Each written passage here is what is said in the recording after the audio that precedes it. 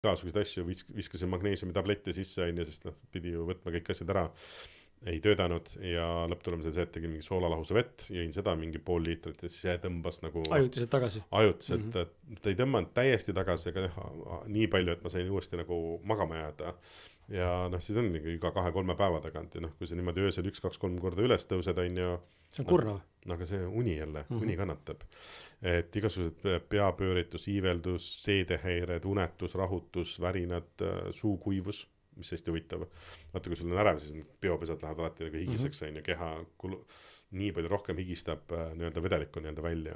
Ja siis mis see põhjus, et siis selle füüsilise ärevusega ongi magneesiumi puudus, elektrolüütide tasakaaluhäire, mis seal magneesium, kaltsium, kaalium, naatrium, siis jälle see vee puudulikkus, eks me ei joo piisavalt nii-öelda vett ja me tegelikult saame väga vähe mineraalained üldse. Ma vaatan, et inimesed toitaineid ju ei ole toidus, kui see on rafineeritud toit või kiirtöödeldud toit, et siis ongi enamus inimesi, ma ütlen täna mitte ei sure vanadusse, vaid sureb toitainete puudusesse ja seda on nii palju juba täna ära tõestatud.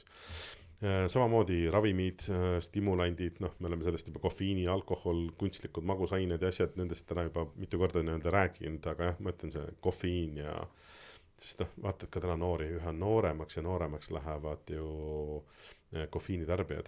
Ja energiajooki tarbijad ka. Ja, see on ju nii populaarseks läinud, et tuleb oma Monster, vaatas, räägib ise ei oska veel korralikult rääkidagi juba Monsteri nagu Mimesta üldse, kuidas nad kätte saavad asju, ma ühe korra nägin, mõtlesin küsin, kes ostis teile, täitsa jabur oli, nii väiksed lapsed jõid Red Bulli lihtsalt.